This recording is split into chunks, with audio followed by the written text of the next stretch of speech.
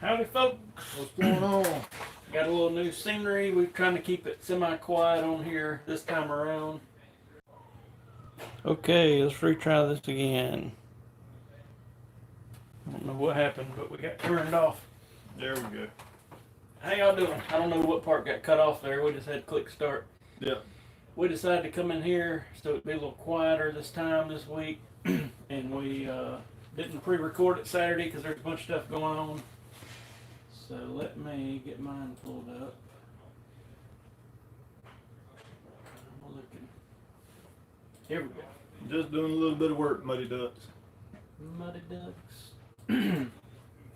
We this is week 46 of the podcast, so that's pretty cool. We'll still be back Thursday night. We got a million bows to pick from to work on. Yeah. So that'll be cool. I never have been on the big computer when we did it. Working on the cups. How many of those things you build a week, roughly, those cups? Or make, not build. I need to get some information to y'all about our Samick Sage recurve bow giveaway. So, is it a Samick Sage or that Galaxy? well, they call it a Galaxy Sage. It's the same thing, really. Okay, It's just the Lancaster owns Galaxy Archery. It's Yeah. their version of it, but I think it's the same at that bow. So 47, 48, 49 would be August the 4th.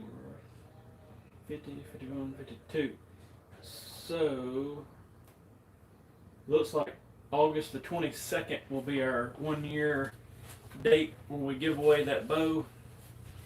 And we'll probably plan on going live that is a Saturday. And I'll try to put out a bunch of stuff on Facebook ahead of time, but yeah, we'll probably plan on going live around about 6? yeah, yeah. That'd probably be a good number. Yeah, 6. Around 6 that evening, and we'll talk for about an hour or something, and then I guess do sort of a normal drawing like we do and give away that bow. And what I'm thinking about doing is, instead of ordering one to give away, I'm thinking about waiting, because that way, let's say somebody, because I would probably order like a 45 pound, but if I don't order it, somebody can, what if they're left-handed, or what if they want a 35 pound or 55 pound, we can order exactly what they want. So I think that'd be a good idea. So that'll be August the 22nd. I need to make a note of that.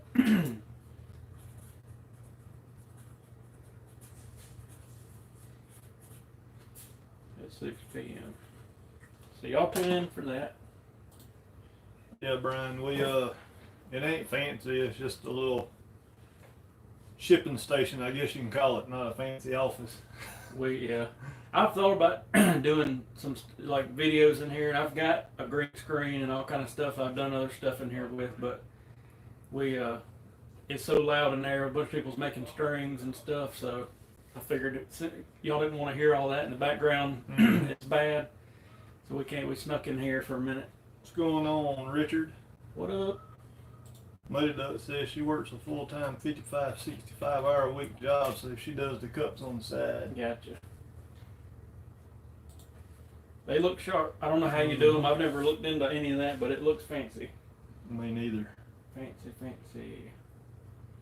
We have had more people ask about the Ranch Ferry tuning stuff in the past week or two than I ever thought we would. So we've got a bunch of heavy field tips to test with and all that. So at some point in the near future, we'll probably come up with add that to the tune type thing. You drop your bow off, and if you want to go that direction, we'll do it. But what people have kind of done is said, can you order, these are the brand arrows I want. Can you order 3 or 4 spines? And most arrows, 99% of them, we can get just one ordered. Mm-hmm. So we'll order, we'll give you a price up front. Here's what it's going to cost to get a couple arrows and to play with all this.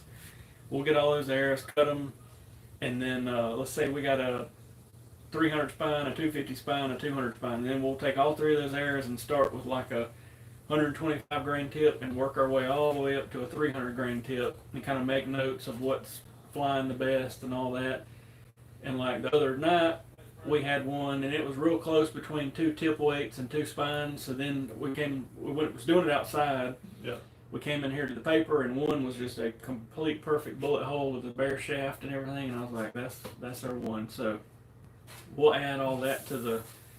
Luckily, we got all the tips here, so all you'd have to do is buy a couple spines. It would be nice if we could just sort of have them here, but each bow takes a different length and all that, so there's really no way to make that work. I mean, there's a possibility, but probably not going to happen. And then, but I mean, you're not talking about a whole lot of money either. You know, you could probably for $30 to $40 get several spines, and then we'll just use all our tips and figure out what works. But pretty neat deal. Yeah, it's been weird because normally, you know, in years past, we always used to carry a bunch of just shafts in. People want custom airs. Well, the last couple of years, you know, nobody's really asked for shafts, but you know, they just want flexed airs out the door. Now we're getting a lot of people wanting to know if we carry bear shafts again. Yeah. So it's been a weird year though. It has been weird all the way around. With the COVID started our busy season earlier, or busier season earlier, and it's just getting busier and busier, and a lot of calls from the YouTube videos, which is pretty cool. Yeah. A lot of local people's what tripped me out came in and said, I didn't know y'all were here, but I found you on YouTube, which is the reason we wanted to start doing these, and so that's cool. But we got, what is this? We got about 2 months till bow season starts. What's today? Today's the 14th. Actually, a month before it opens up in the low country. Yeah. I've been thinking about, should we do like a Thursday night 10 target league of a thing, 3D targets? I hadn't really talked to you about it. I was thinking about it the other night. Something we may look into, because it'd be quick. We could do it at 6 when the store hours are closing. You know, probably within an hour, do it and be done with it without taking up a lot of time. So that might be something to look into, and it'd be pretty neat. Be cooling off. It's real hot during the day. Yeah. But we'll look into that. Maybe that's what we'll do our live feed too one night. Just go out there and shoot 10 targets, and that'd be cool. On a Thursday night, if we get a chance, because right now it's bad. I think there's 15 bows in to be restrung, which is. We got us a new employee to add to our list. Yep. We brought on TJ's brother, Matthew, so y'all probably be seeing him at some point. But he's with us now, so we got all of us trying to keep up, and it has been a task. Yeah, it has. But even trying. With him, you know, he started last Tuesday was his first day. And had him doing some layout stuff with me, and even with the two of us, I thought we was never gonna get caught up laying out. Yeah, it's been a mess. A lot of bows being dropped off. The amount of bows that have been dropped off in the past probably month, yeah. are more on par with what normally gets dropped off in like August, early September time frame. So I'm sort of worried what it's gonna turn into, but it's all good. Yep. It's all good in the hood. I gotta look and see if I can see comments here. I've never had a full-blown computer. I've just had a cell phone when we've done these. Yep. But we'll be back live on Thursday. Normal, there's a million bows. We'll just pick something and restring it probably, and set it up. It may be an obsession, because I know there's an obsession that needs to get done soon. There's an RX-1 too. RX-1 and a Raven. We'll do something. Yeah. According to what gets done tonight and tomorrow, but that'll be our Tech Thursday. And then if you're local, Tab Archery Club over in Gray Court, and it's easy to get to. You go right down 385 to exit 16. Go to the stop sign, hang a left. It's probably 2 or 3 miles down there. You take a right. There's a little sign that says Tab Archery Club.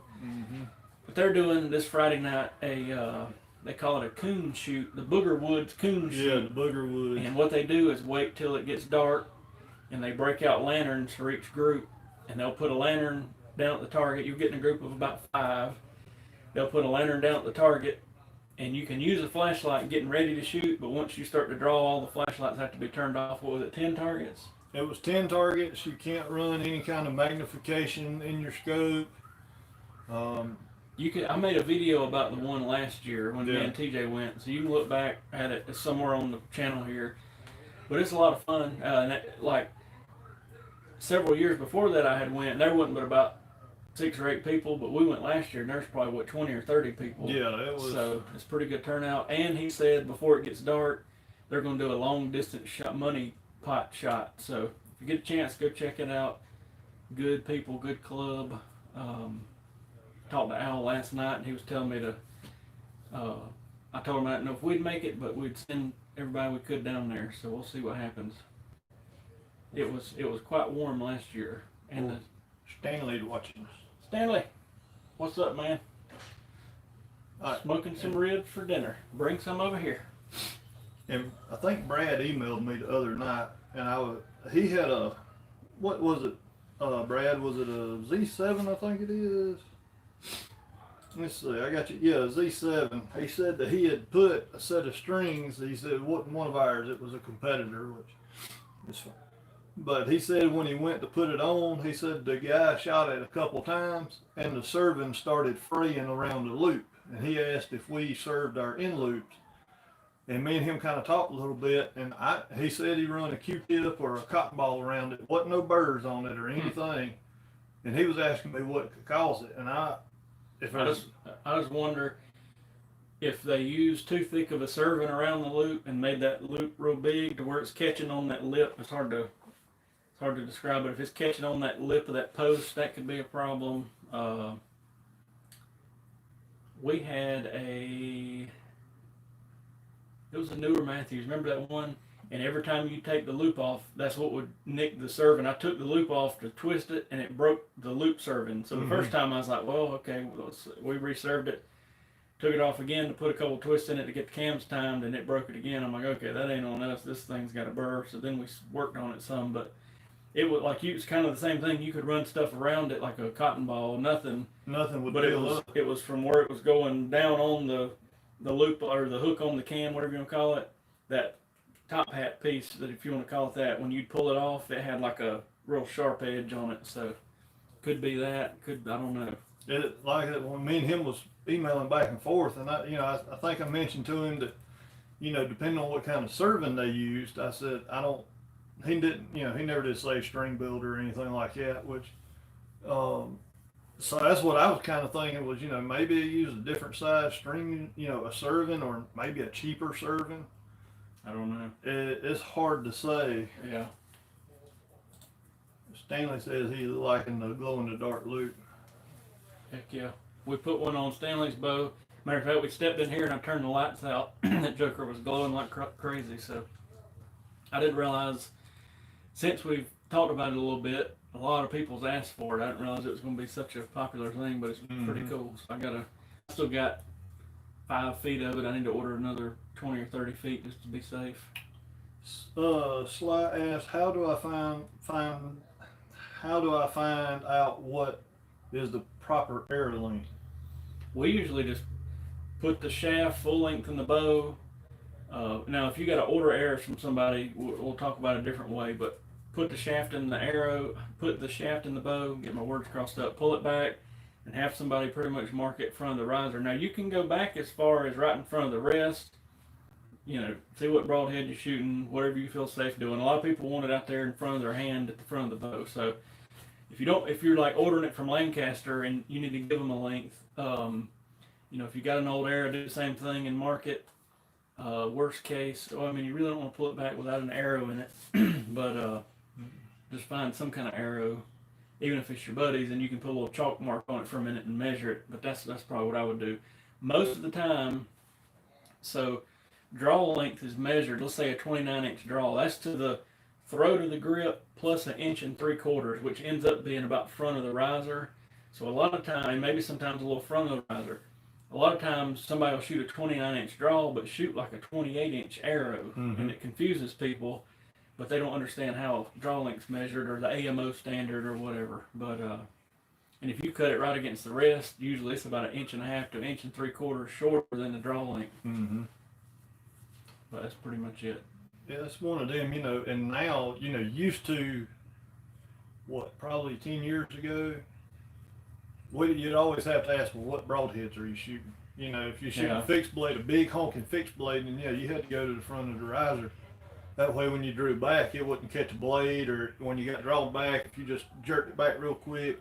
But now, you know, most of them, you know, we still kind of say, let's go to the front of the right, you know, just right there at the very front with a fixed blade. But sometimes, you know, if you're shooting like a slick trick or a smaller cut fixed blade, you could actually come inside that riser. Yeah, you got plenty of center shot cut out. Yeah. It's just what you feel comfortable with.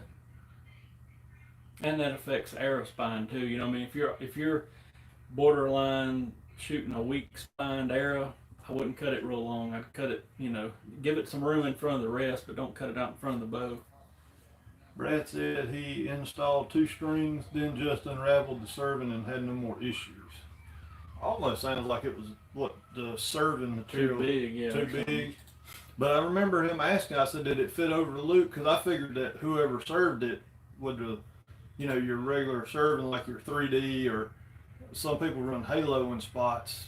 If it had a sharp bend, if they served that loop too small. And I asked him, "Did you have a hard time getting it over the loop?" And he said, "No." He said he didn't have a hard time. So that's why I got to thinking about that end loop serving. I got an email from the ATA a while ago saying at this point in time they're still on for the show in January. It kind of hinted at they might be coming up with a alternate backup plan if the way they worded it was if Indianapolis has restrictions. That tells me they may have a second location if we can't go to Indianapolis. That'll be wild to see what happens. Yeah. See what happens to the fall. They announced this in our state. Some of the schools have announced a hybrid system, like where they're going to go to class maybe 2 days a week, and then the rest of the week do it at home on the computer and all this stuff. And I think this county's still arguing about what exactly to do, so I don't know what's going to happen. But I know if you ever hear me say squirt, that's my little boy. But he'll be going to Abil County School District, and we got something to come out last week that said that depending on how DHEC has us listed, whether it be low risk, moderate risk, or high risk, depends on what they'll do. If it's moderate, I think they said alternating days, or you could, you know, do e-learning, and then if it's a high risk, then it's just going to be all e-learning at home. So I'm going to Google the Bow Fest. That's one of the big shoots coming up July 23rd through 26th. As far as I know, they're still on. It says it's still on. And this in what? Is it Michigan or Wisconsin? Or am I completely in? I think it's Wisconsin. Don't say on right here. Somewhere on here, I'm sure it does. Yeah. Superior, Wisconsin.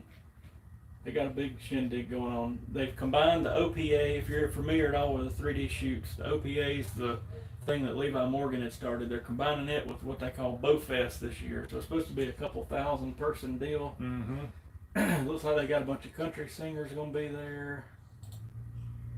You can camp. The Kentucky Headhunters, Lone Star, and Justin Moore is going to be there.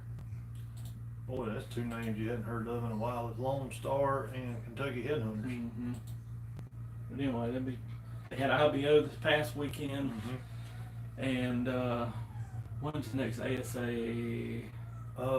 Where do they go next? I think they might be the Classic next. It may be, I don't know. But no, they go somewhere else.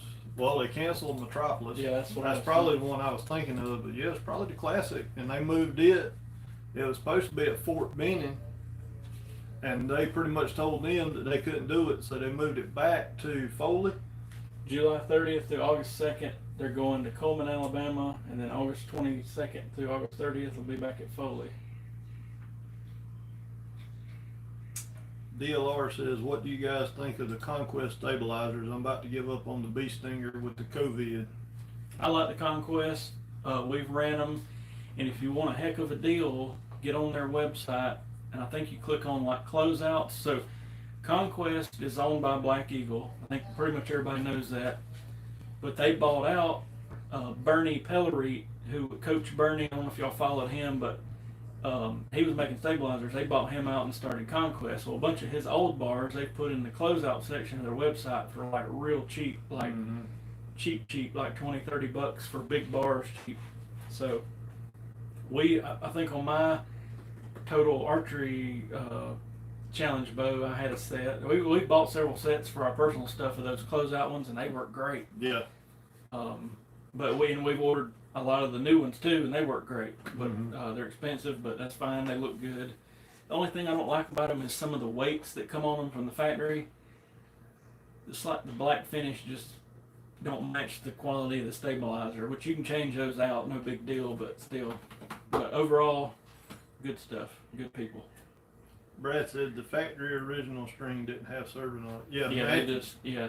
The reason I think they don't put serving on it, well, a couple reasons. They've never put serving on it for one, but two, when you get it, you have to pull it through that roller, on the roller guard. It is so much easier without serving on there. Now we serve our stuff just for the extra protection and all that stuff, but if it don't have serving, you can get it through there fairly easy. But with the serving, I have to finagle with it sometimes. But yeah, there's still a lot of archery companies out there that are still behind on, because we had a little Bear Royale ordered, and they called today and said that they didn't have any parts to build it. Prime, I think, is backed up on limbs. Pretty much, not everybody, but a lot of people's got something they're out of or backed up on or whatever. We were talking earlier, about 5 minutes down the road, there's a place that sells boats, and they're like at a third of their inventory. And the guy that owns that place and my dad went to school together or whatever. We was talking to him the other day, and he said, "We can't get any." He said, "I've been telling people what I got's what you can get unless you want to wait a year." So if you're just tuned in, our 1 year podcast that'll be live, and we're giving away a recurve bow, is going to be on August the 22nd at 6 p.m.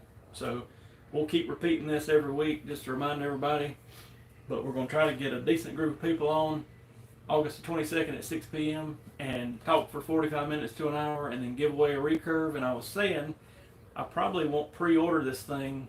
That way, if you want a certain poundage, or if you happen to be left-handed or whatever, we can just order it specifically for you. Yep. And because I was just going to get us a 45-pounder right-handed bow, but then I got to thinking, well, what if a lady gets it and they want a lower poundage, or even a man, or so you can pick exactly what. But we'll throw some pictures of it up maybe next time. And have you ever switched from a straight string offset to the curved offset, maybe for tuning or vein clearance? Straight string offset. I wonder if he means fletching. Probably. I know most jigs, like what is it, the Arizona Easy Fletch, they come in at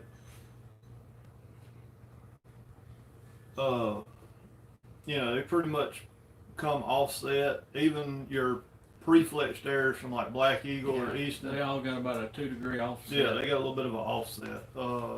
Usually the heavy helical is what can get you some clearance, according to what rest you're shooting. If you got a drop away or something, you should be fine. But on a disconnect, one of the old tricks we kind of follow is vibration waves go up and down. So if you'll put that thing sideways to where it slides in from the side, most of the time it'll make it quit.